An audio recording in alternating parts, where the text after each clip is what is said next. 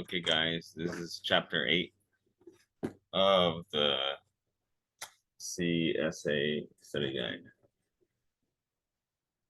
In this chapter, we're going to, I believe it was identity management and no, identity and access management security. So first, we're going to go to understanding what an identity is when it comes to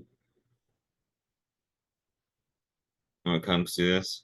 So here we have the definition. Identities, the collection of user information, credentials, rights, roles, group memberships, and other attributes and information about individuals and accounts are among the most critical assets that an organization owns.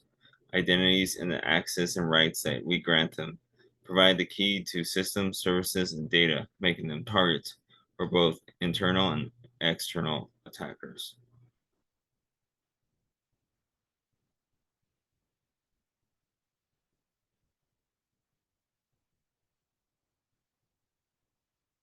So it just keeps on talking about how it is necessary for identities to be created or else attackers could gain access.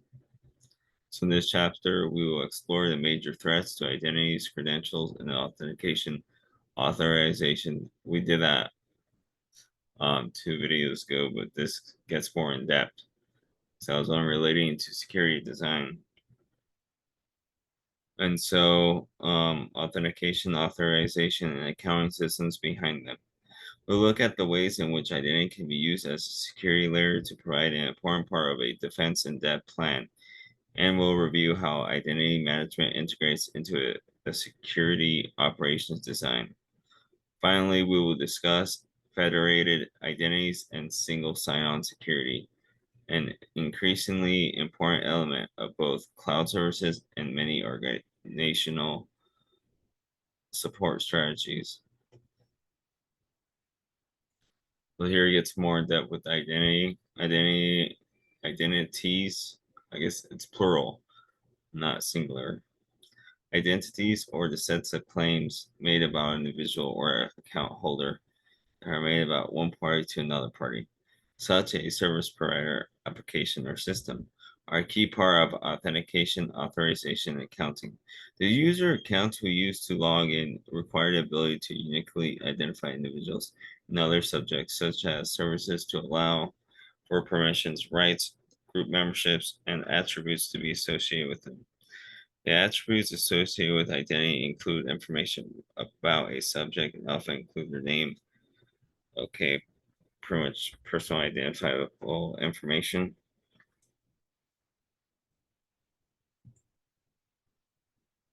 Oh, here's a note.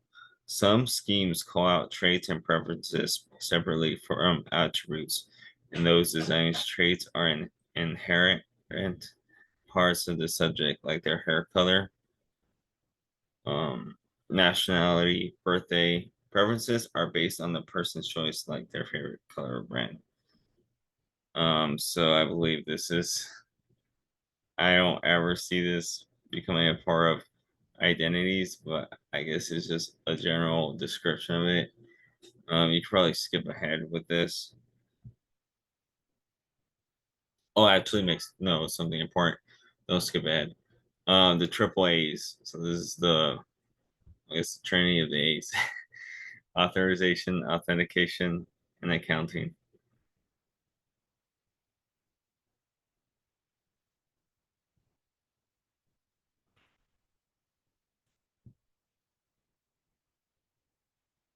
Just skimming through, ongoing management of these rights is known as privilege management. That's important, guys.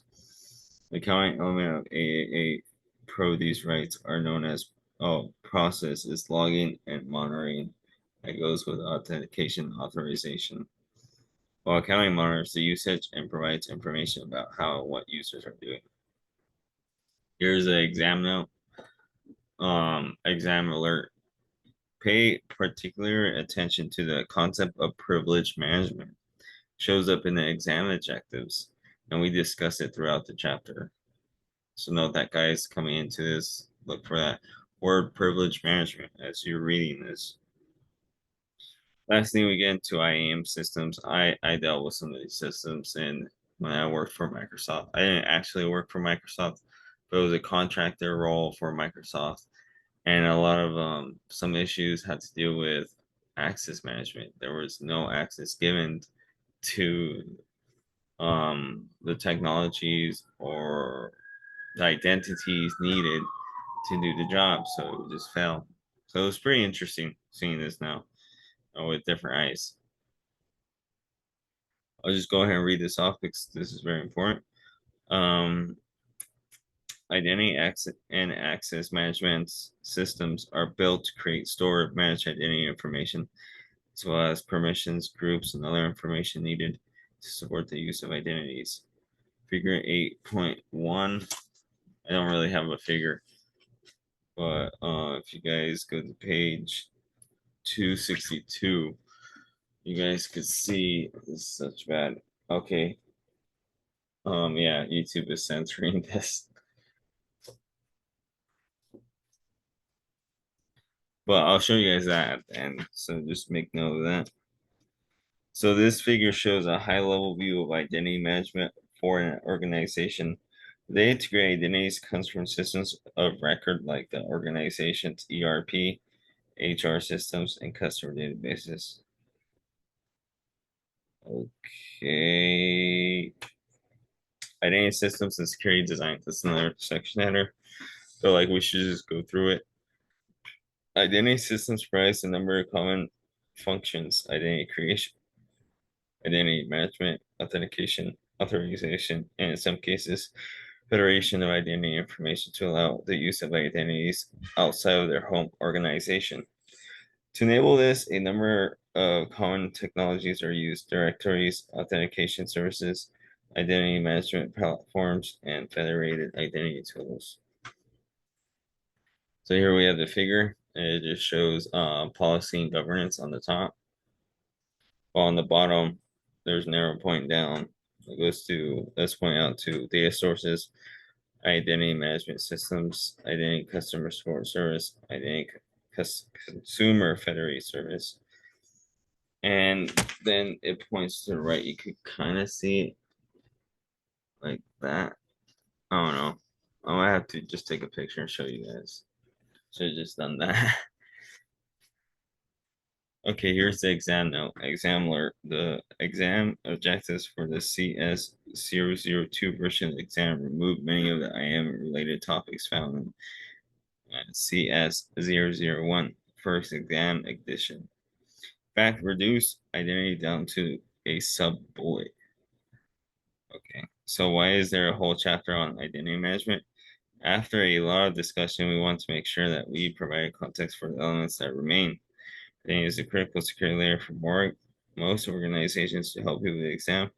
We call out the specific areas that are exam objectives throughout the chapter. So it looks like they don't even talk about it. You won't get quizzed on it. They still felt it to be important.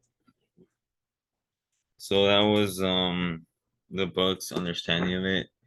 Here's some real world advice on identity access management. Always check if for I believe it was I kind of forgot, but there was this arrow code. I think it was a 503. I could be wrong, but there was this error code that always dealt with a permission access denied. So it's that denied error. Um, I would encounter a lot of those in the cases that I would do for customers. They didn't give the proper access management to the policies in place by the companies. And so it did take a while to get those actually done. But I highly recommend going on Azure. This is what we're looking at now is an Azure architecture guide. And I think if even if I just go like here, should oh geez. It's not unknown error. Here we go. This is such a great way. I mean, I know it only deals with Microsoft Azure, but if you want some real world example I highly recommend this because they bring up the big guns and don't talk very vaguely. And so this is sadly only to do with clown. So I don't see everything. But anyways, hope you guys enjoyed this video. Comment down below any criticisms that you have. I'm just starting out, but I plan to make more of these videos and show you my road trip. I mean, my roadmap of how I passed the CYSA. I plan to take it in November. Peace.